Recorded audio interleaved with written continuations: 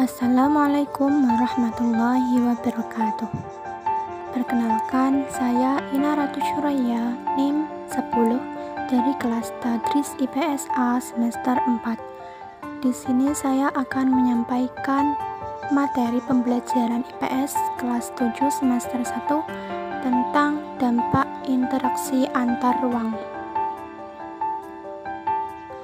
Interaksi antar ruang. Interaksi antar ruang dapat berupa pergerakan orang, barang, informasi dari daerah asal menuju daerah tujuan. Adanya interaksi antar ruang ini tentu terdapat beberapa hal yang mampu mempengaruhi atau berdampak pada suatu kehidupan. Lalu, apa saja dampak interaksi antar ruang? Di antara dampak interaksi antar ruang ini terdiri dari 6. Yang pertama, pusat pertumbuhan. Yang kedua, alih fungsi lahan. Yang ketiga, perubahan orientasi mata pencaharian. Yang keempat, perubahan sarana dan prasarana.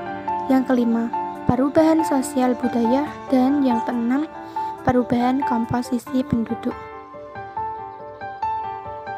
Untuk dampak yang pertama tadi yaitu pusat pertumbuhan. Pada pergerakan orang, barang, dan jasa pada suatu lokasi tertentu akan menimbulkan pemusatan aktivitas manusia pada lokasi tujuan. Pemusatan aktivitas penduduk tersebut kemudian membentuk daerah perkotaan. Daerah perkotaan merupakan pusat pertumbuhan suatu wilayah karena sebagian besar aktivitas terkonsentrasi di wilayah perkotaan.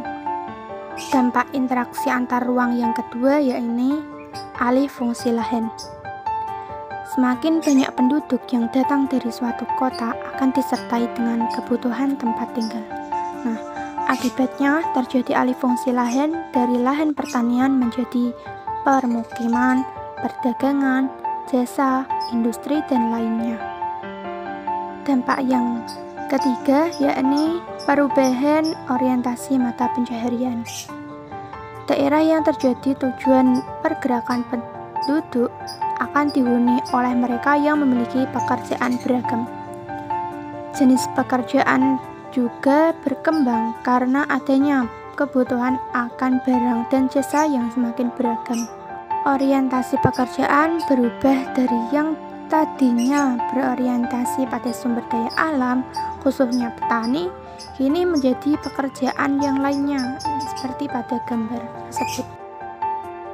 Untuk dampak yang keempat yakni perubahan sarana dan prasarana. Pembangunan sarana dan prasarana akan semakin meningkat. Semakin dengan meningkatnya pergerakan barang, orang, dan informasi antar wilayah. Kendaraan, jalan, fasilitas umum, pusat-pusat perdagangan, dan lainnya terus bertambah seiring dengan meningkatnya interaksi keruangan. Dampak interaksi antar ruang yang kelima adalah perubahan sosial budaya.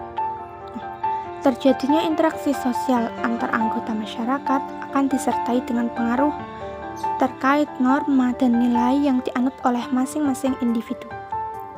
Kelompok masyarakat, pendatang, dan penduduk asli saja memiliki nilai dan norma yang berbeda-beda. Perubahan sosial juga menyangkut status sosial dan aspek budaya karena penduduk pendatang dan penduduk asli dapat memiliki kebudayaan yang berbeda. Dampak selanjutnya yakni perubahan komposisi penduduk. Interaksi keruangan dalam bentuk pergerakan orang akan menimbulkan konsentrasi penduduk dalam suatu wilayah. Penduduk tersebut memiliki latar belakang yang berbeda, misalnya agama, status sosial, usia, dan jenis kelamin. Akibatnya, komposisi penduduk berubah dari yang awalnya relatif seragam, kemudian menjadi beragam. Itulah sekilas pembahasan materi pembelajaran IPS kelas 7 semester 1 mengenai dampak interaksi antar ruang. Apabila ada kesalahan kata atau lainnya. Saya mohon maaf dan semoga saya dalam membuat video ini dapat bermanfaat buat kalian. Kurang lebihnya saya mohon maaf. Oh iya, jangan lupa like, comment, and subscribe ya. Terima kasih. Wassalamualaikum warahmatullahi wabarakatuh.